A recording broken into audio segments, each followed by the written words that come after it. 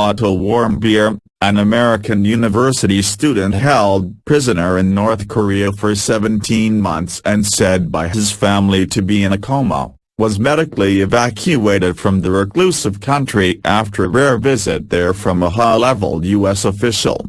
Warmbier, 22, a University of Virginia student from suburban Cincinnati, arrived in the United States on Tuesday evening, witnesses said. His release came after Joseph Yun, the U.S. State Department's special envoy on North Korea, traveled to Pyongyang and demanded Warmbier's release on humanitarian grounds, capping a flurry of secret diplomatic contacts, a U.S. official said. Warmbier's parents, Fred and Cindy, confirmed their son was on a medevac flight. Sadly, he is in a coma and we have been told he has been in that condition since March of 2016, the parents said in a statement. We learned of this only 1 week ago.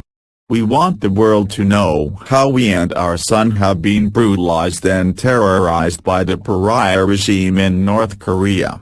Warmbier was detained in January 2016 and sentenced to 15 years of hard labor in March last year for trying to steal an item with the propaganda slogan, according to North Korean media. Warmbier's plane landed at Cincinnati Municipal Lunken Airport at around 10:15 p.m. local time, 0215 GMT, according to a Reuters witness.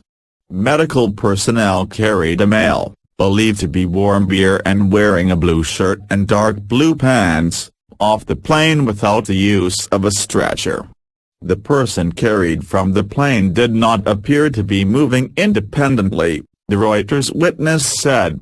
A small group of family friends was nearby to celebrate Warmbier's arrival, cheering and holding signs that read "Pray for Otto" and "Welcome home Otto."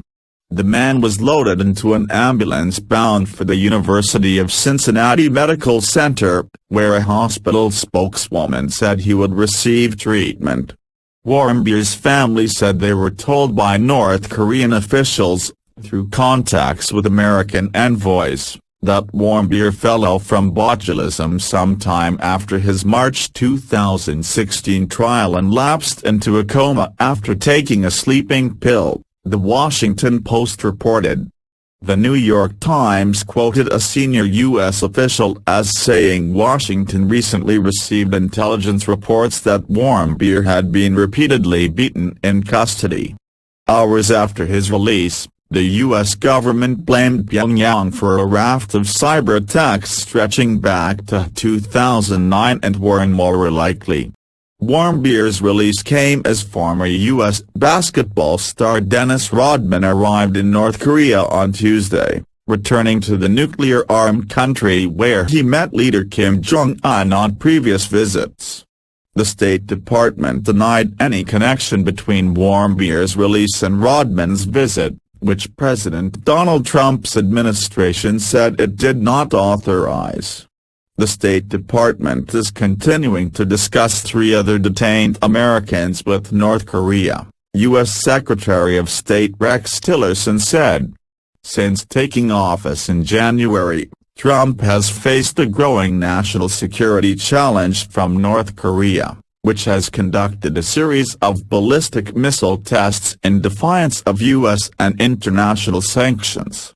White House spokeswoman Sarah Sanders told reporters on Air Force One that bringing Otto home was a big priority for the president.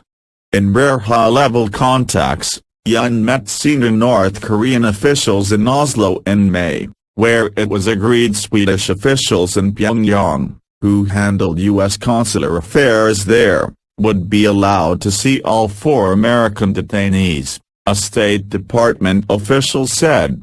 The North Koreans later urgently requested another meeting in New York. Yun met North Korea's ambassador to the United Nations on June 6 and was told about Warmbier's condition, the official said, speaking on condition of anonymity. Tillerson consulted with Trump and arrangements were made for Yun and a medical team to travel to Pyongyang, the official said. Yun arrived on Monday, visited Warmbier with 2 doctors and demanded his release, the official said. The North Koreans agreed and he was flown out on Tuesday. In no uncertain terms, North Korea must explain the causes of his coma, veteran former diplomat Bill Richardson said in a statement after speaking to Warmbier's parents. Richardson has played a role in past negotiations with North Korea.